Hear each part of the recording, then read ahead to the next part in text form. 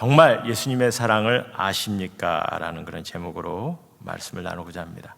우리 성도님들 정말 예수님의 사랑을 아십니까? 알기를 소원합니다. 예전에 한국 TV에서 어떤 한 교회에 대한 방송이 나왔는데 그것을 본 기억이 납니다. 이게 뭐냐면 어린아이들의 삶을 앗아가는 사이비 교회에 관한 얘기였어요. 근데 이제 그 교회에서 가장 강조하는 것이 무엇인지 아십니까? 내 이웃을 내 몸과 같이 사랑하라. 가장 많이 강조하는 말씀이었습니다.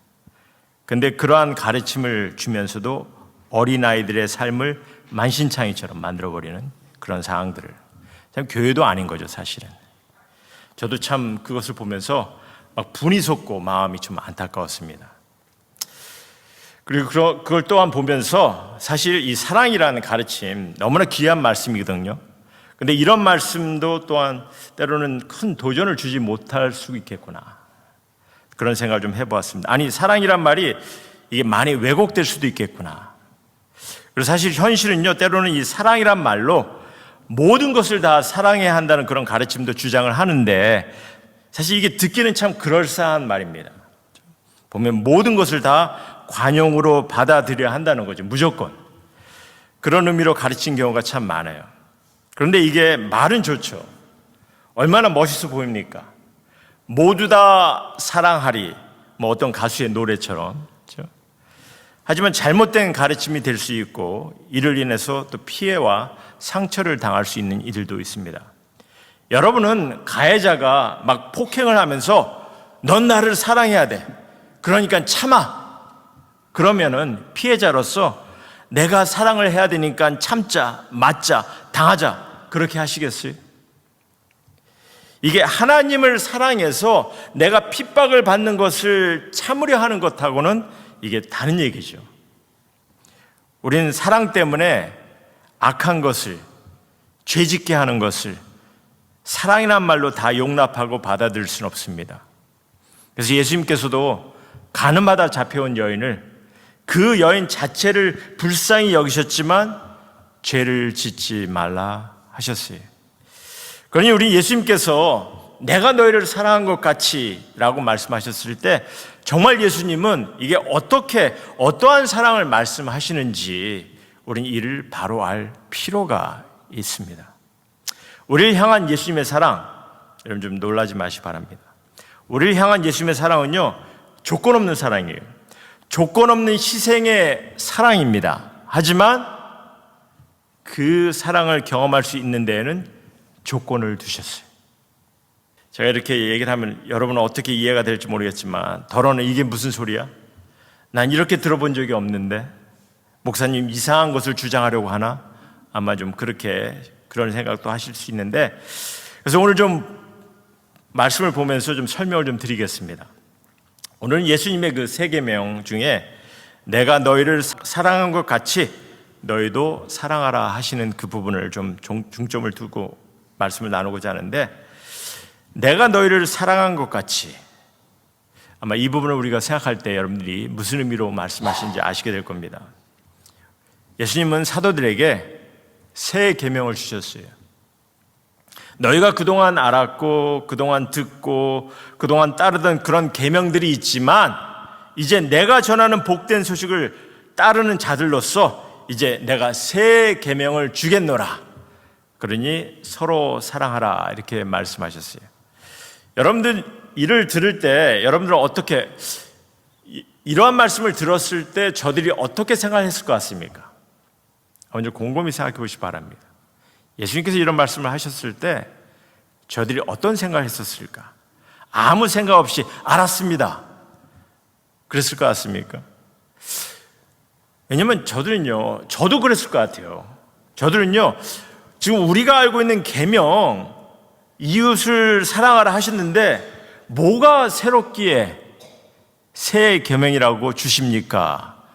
그리고 우리가 그것을 어떻게 사랑해야 합니까? 하고 그렇게 나름대로 의문을 제시하지 않았을까? 그럼 다른 점이 뭐가 있겠습니까? 뭔가 다르겠냐는 거죠. 지금 새 계명하고 그들이 알고 있는, 오래전부터 알고 있는 그 계명하고 뭐가 다르겠냐는 거죠. 우리 임마누엘 교회 성도님들 뭔지 아시죠? 그래서 제가 서로의 세계관을 좀 나눠 보았는데, 그냥 막연히 그냥 이웃을 사랑하라 해서 그런 사랑에서 예수님은 이제 더 구체적으로 이제 서로 사랑하라 하셨다는 거죠. 어떻게 다른 점을 말씀하시는지 좀 보셨으면 합니다. 이제는 내게 현실적으로 주어진 주님의 공동체 안에서, 그리고 내게 관계를 세우는 그런 가족들과 친구들과 진실된 사랑을 진실되게 하라는 거죠. 큰 차이가 있습니다. 그냥 내 이웃을 사랑하라 하신 좀 막연하게 들리는 그런 계명 아닙니까? 그래서 그냥 말로만, 그냥 생각으로만 내가 누군가를 사랑하고 있다, 그런 것이 아니라 이제 매주 함께 할 수 있는, 함께 예배를 드리고 함께 섬기고 함께 정말 관계를 세워나갈 수 있는, 이들에게 관심을 보이고 기도 제목을 나누고 기쁨과 슬픔을 나누면서 그 관계를 세워가면서 삶을 나누라 하시는 거죠. 사실 이게 너무나 중요하시기 때문에 주님께서는 교회까지 세우게 하셨어요. 이게 너무나 중요하기 때문에 주님께서는 새 계명까지 주셨다는 거죠. 그렇다면 내가 너희를 사랑한 것 같이 하신 그 말씀, 무엇을 가르쳐 주시는지 조금 구체적으로 좀 설명을 드리겠습니다.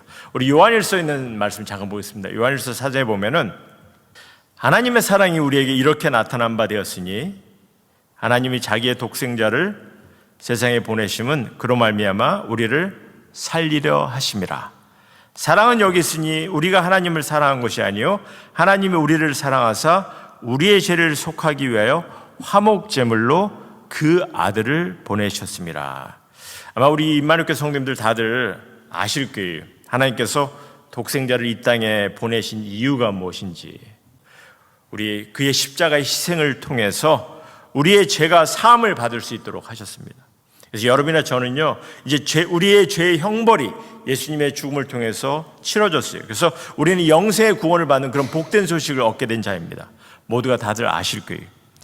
근데 오늘 본문은요, 또 우리의 죄를 위해서 예수님께서 감당하신 희생을 어떻게 설명하냐면 이렇게까지 설명을 하고 있습니다.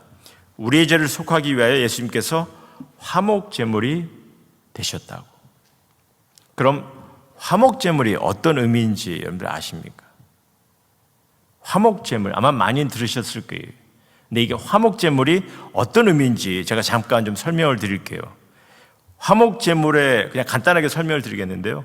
화목제물의 원어의 의미는요, 이런 의미를 담고 있습니다. 아주 간략하게 말씀드린다면 전쟁이 있고 난 다음에는 늘 전쟁에 패한 나라가 있고 승리한 나라가 있어요. 그렇죠? 승리한 나라는 전쟁 후에 뭘 합니까? 승리의 축전을 펼치는 거죠. 그럼 그 상황에서 항복한 나라, 패한 나라의 왕, 패한 나라는 어떻게 했어요?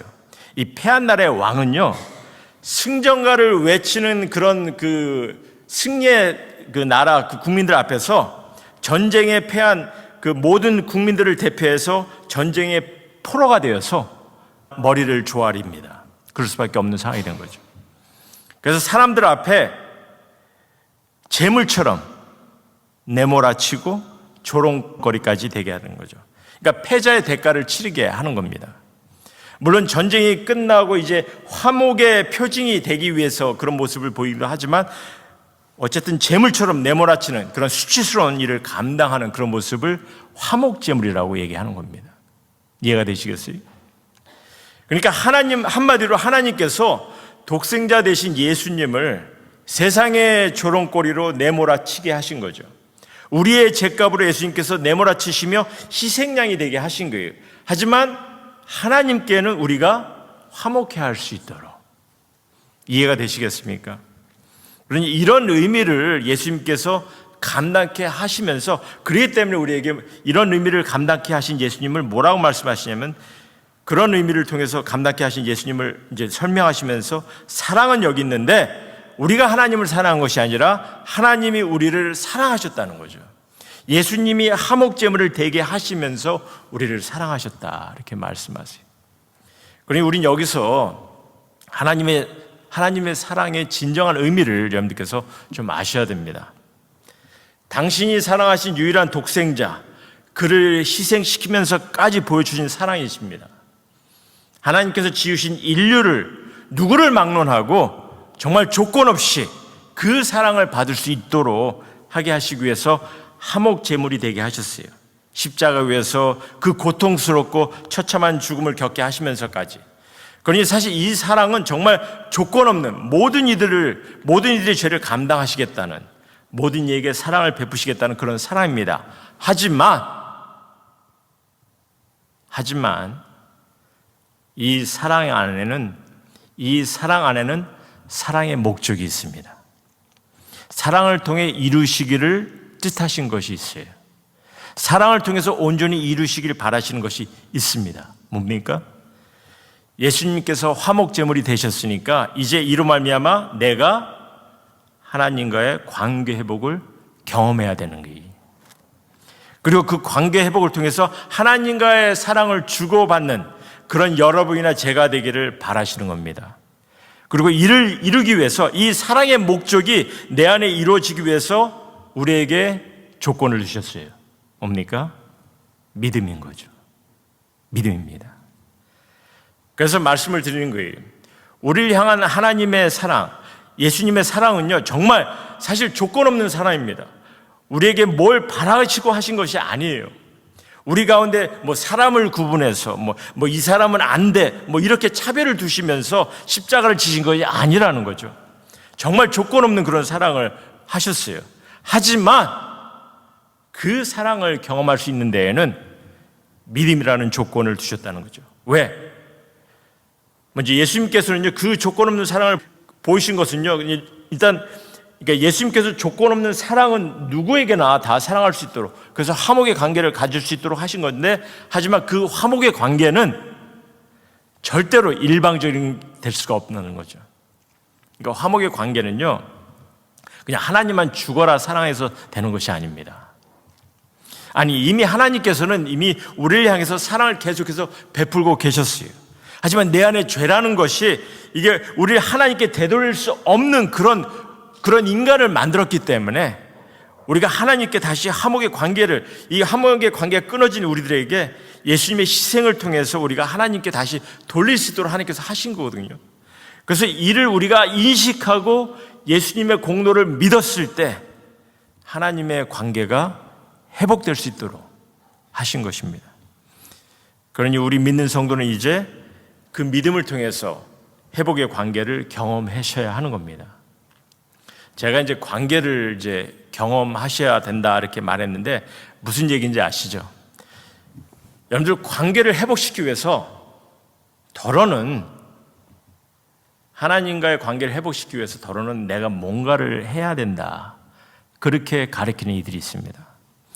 내가 어떤 뭔가를 해야 된다는 그런 생각이나 행위를 말하는 이들이 있어요. 근데 사실 우리는요, 이 관계를 회복하기 위해서 우리가 할 수 있는 것은 아무것도 없어요. 그럴 능력도 없고, 더러는 종교 행위를 강요합니다. 근데 저는 왜 하나님의 사랑과 은혜를 경험하는 이들에게 왜 종교 행위를 강요하는지 모르겠어요. 이젠 더 이상 율법적인 행위나 어떤 종교 행위를 요구할 필요가 없는데, 우리는 어떤 행위를 통해서도 우리 스스로를 의롭게 할 수 있는 자가 못 됩니다. 그래서 예수님께서 십자가를 지신 거 아닙니까? 우리를 대신해서, 우리의 죄의 형벌을 위해서. 그런데 더러는요, 종교 행위를 통해서 예수님의 고통에 좀 동참해 봐야 되지 않겠느냐, 그런 의도로 가르치는 이들도 있습니다. 하지만 이 또한 잘못된 가르침이고 아주 교만적인 그런 생각을 갖게 하는 겁니다. 우린 예수님의 고통에 동참할 능력도 없고, 또 우리 죄사함을 위한 고통은요, 이미 예수님께서 십자가에서 다 감당하셨어요. 그건 이제 다시 감당할 이유도 없고 필요도 없는 거죠. 그러니 우리에게 남은 것은 뭐겠습니까? 여러분이나 내게 남은 것은요, 내 죄를 사하신 것에 대한 감사함,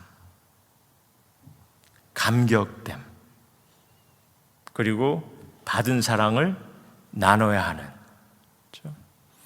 하나님께 예배를 통해서 그 받은 사랑을 나누고, 또 우리가 성도 간의 관계를 세우며 서로 섬김을 통해서 그 사랑을 나눠야 되는 그런 부분을 우리에게 말씀해 주고 계신 거죠. 그래서 내가 너희를 사랑한 것 같이 하신 깊은 의미도 예수님께서 내가 너를 사랑해서 희생을 당했거든. 근데 너는 내 희생 기억하니? 내가 한 고통 당한 거 알고 있니? 너 죄책감도 들기나 하니? 뭐 이렇게 내가 이렇게 사랑을 했는데 이런 의도로 말씀하신 것이 아닙니다.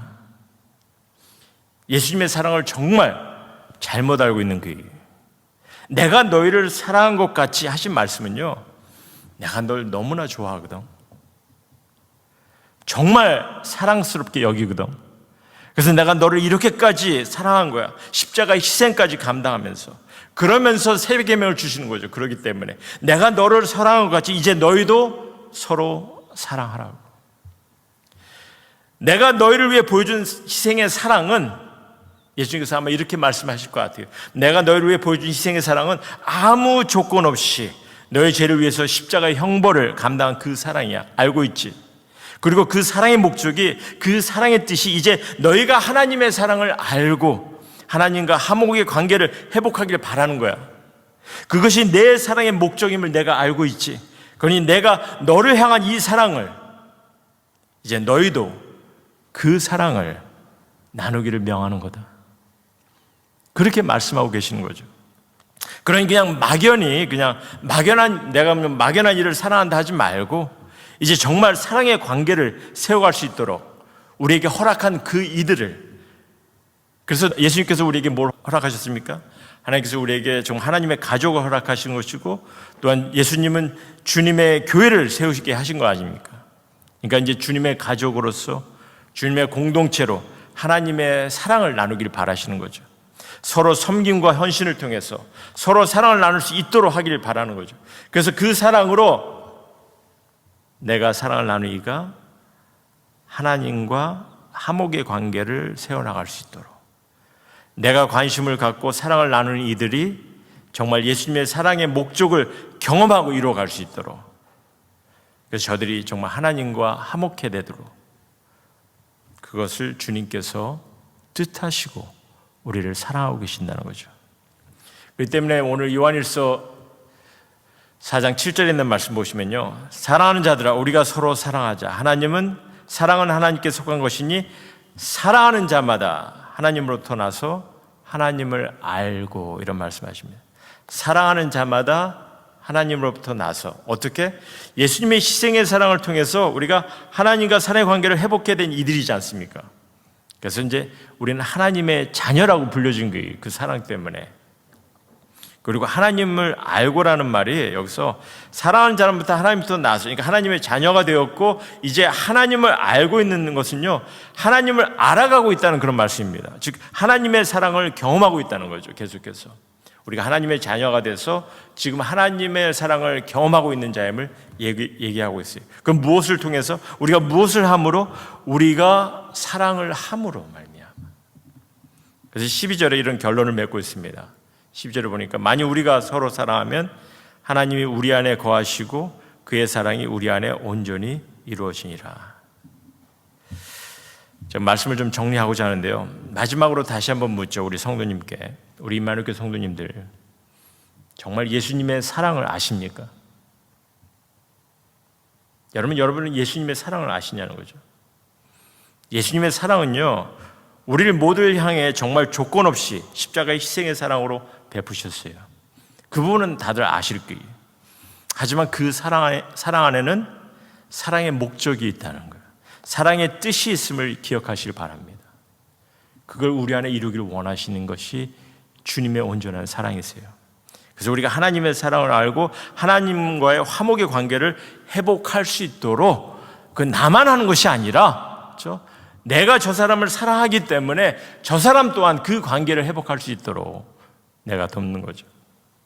여러분이 누군가를 향해서 그래서 주님의 사랑을 주고 나누려고 할 때, 물론 이게 하나님의 뜻이고 주님의 뜻이고 또 새 계명으로 주신 거니까 우리는 믿는 이로서 당연히 해야 되는 겁니다. 사랑을 나눠야 되는 것은요. 그래서 주님의 사랑을 나눌 때 여러분께서 어디까지 염두를 해 두셔야 되냐면요, 그냥 한순간 그냥 관심을 보이고 그냥 내가 마음을 통하는 것으로 한순간 베푸는 것으로 내가 서로 사랑한다 생각하지 마시고, 그냥 희희하면서 즐거운 순간을 갖는 것으로 내가 누군가를 사랑한다 생각하지 마시고, 물론 시작은 그렇게 할 수가 있습니다. 충분히. 그래서 여러분의 사랑을 베푸는 이들이, 이게 주님의 공동체 안에 속한 성도들이든 주님을 아직 모르는 영혼들이든 아니면 여러분의 자녀든 간에, 정말 여러분들께서 그들을 사랑했을 때는요, 저들이 하나님의 사랑을 발견하고 하나님과 화목의 관계를 회복하게 될 때까지, 하나님과의 관계를 잘 유지할 수 있는 상황까지 바라시면서 사랑을 베푸셔야 되는 겁니다. 그냥 막연히 하지 말라는 거죠. 한순간의 좋은 기억을 위해서만 하는 것이 아니라, 한순간의 친절한 모습으로만 끝내는 것이 아니라, 그렇기 때문에 성경은 가르치잖아요.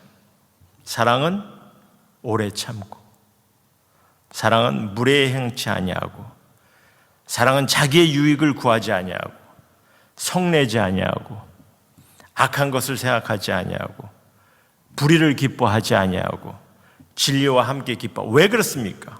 사랑은 모든 것을 참으며 모든 것을 견디니라. 왜 그렇게 해야 됩니까? 내가 그런 사랑을 통해서 내가 사랑을 주고자 하는 이가 하나님의 사랑을 발견해서 하나님과 화목할 수 있는 그 순간까지, 그 상황까지 이르기를 바라는 그러한 사랑을 나누기를 원하시는 거죠. 그래서 매 순간 우리가 함께 서로 섬기고 서로 나눈 시간들이 그런 사랑이 온전히 이루어질 수 있을 때까지를 위해서 함께 그 일을 경험해 가는 겁니다. 우리 이 미국에 사는 사람들은 사랑한다는 말을 굉장히 쉽게 하죠. I love you, I love you. 그냥 말로만 그냥 I love you, I love you. 그런 사랑의 모습을 가르치는 것이 아닌 거죠. 내가 너희를 사랑한 것 같이, 그 말은요, 예수님께서 너의 사랑을 온전히 이룰 수 있도록 내가 사랑을 베풀었다는 겁니다. 내가 너희를 사랑해서 네가 하나님과 화목할 수 있고 하나님의 사랑을 깨달아서 하나님과 다시 화목의 관계에 이룰 수 있는 그 상황까지 내가 허락하면서 사랑을 했기 때문에 그 사랑을 나누기를 원하시는 거죠, 우리 또한. 그래서 우리가 그러한 사랑을 나누기를 명하기 때문에 우리에게 계속해서 이렇게 말씀하십니다. 우리 11절하고 12절 말씀 다시 보시면, 사랑하는 자들아, 하나님이 이같이 우리를 사랑하셨은즉, 하나님도 우리를 이같이 사랑하셨은즉 우리도 서로 사랑하는 것이 마땅하도다. 여러분들, 하나님께서 여러분을 사랑한 것이 I love you 뭐 그러한 모습으로 그냥 나 너 사랑해 하고서 그냥 그 순간을 위해서 사랑을 하시는 것이 아니라는 걸 여러분들 기억하시기 바랍니다. 하나님께서 우리를 사랑하셨다는 것은요, 우리의 삶의 시작부터 끝까지 모든 것을 다 케어하시며 회복시키시고 그 관계를 위해서 사랑을 베푸셨다는 거죠. 그래서 그 사랑을 깨닫고 우리도 또한 서로 사랑하는 것이 마땅하다는 겁니다. 그 관계를 이뤄갈 수 있도록. 그래서 어느 때나 하나님을 본 사람이 없으되 만일 우리가 서로 사랑하면 하나님이 우리 안에 거하시고 그의 사랑이 우리 안에 온전히 이루어지니라.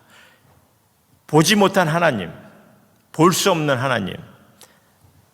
여러분들, 하나님 볼 수 없죠? 저도 볼 수 없습니다. 아무도 볼 수가 없어요. 그러다 보니까 많은 불신자들이 기독교인들을 조롱합니다. 보이지 않는 하나님께 뭐 시간을 바치고 뭐 물질을 바치고 심지어 헌신까지 한다고 조롱을 합니다. 하지만 주님은 말씀하세요. 우리가 하나님의 사랑을 알아가고 있다면, 주님의 사랑을 경험한다면 무엇보다도 우리가 서로 사랑을 하기를 원하시고 주님의 사랑을 배워서 그 사랑을 우리 가운데 온전히 이루어가길 원하십니다. 그랬을 때 하나님께서 우리 안에 거하시는 것을 우리 스스로가 나타낼 수 있는 자가 됨을 얘기합니다. 그 말은 뭐냐면은, 비록 세상 사람들은 하나님을 볼 수가 없지만 여러분들과 나의 삶을 통해서, 주님의 교회의 삶을 통해서 세상에 하나님을 드러낼 수 있다는 거죠. 하나님을 보게 할 수 있다는 거죠. 그 일을 우리 안에서 이루어가기를 소원하십니다. 하나님의 사랑이 우리 안에 온전히 이루어지기를 소원하십니다. 그래서 우리가 사랑 가운데 드린 예배가 그래서 또 온전한 예배가 될 것이고, 또한 정말 우리의 성숙함과 또 섬김을 통해서 한 영혼을 위한 전도와 한 영혼을 위한 기도, 이 모든 것이 우리 가운데 온전히 이루어질 때 정말 하나님의 사랑이 우리 가운데 온전히 드러나는 그런 모습을 경험하게 될 것입니다. 오늘 본문 말씀 중에서 제가 적지 않은 말씀이 있는데 이 구절을 잠깐 보고 제가 말씀을 마치고자 합니다. 20절하고 21절 말씀인데 4장에 누구든지 하나님을 사랑하노라 하고 그 형제를 미워하면 이는 거짓말하는 자니 보는 바 형제를 사랑하지 아니하는 자는 보지 못하는 바, 그러니까 볼 수 있는 형제를 사랑하지 아니하는 자는 보지 못하는 하나님을 사랑할 수 없느니라. 우리가 이 계명을 주께 받았으니 하나님을 사랑하는 자는 또한 그 형제를 사랑할지니라. 예수님께서 우리를 어떻게 사랑하셨는지 이제 다들 아실 겁니다. 무엇을 위해서, 어떻게까지, 어디까지 주님께서 우리를 사랑하게 하셨는지 다들 아실 거예요. 그 사랑을 경험하고 그 사랑을 받은 우리 모두 주님의 교회, 주님의 사랑하는 교회 안에서, 공동체 안에서, 우리의 가족 가운데, 우리의 삶 가운데 이 사랑을 온전히 이루어가기를 주님은 계속해서 우리들에게 명하시고 또한 정말 당신의 바람을, 소원하심 우리에게 보여주고 계십니다. 이 계명을 주께 받았으니 우리 하나님을 사랑하는 우리 성도인 모두 계속해서 서로가 사랑하며 주님의 일을 우리 가운데 온전히 이루어가는 그런 놀라운, 아름다운, 정말 주님께서 뜻하시는 그런 임마누엘 성도인 모두가 되기를 다시 한번 주님의 이름으로 소원합니다.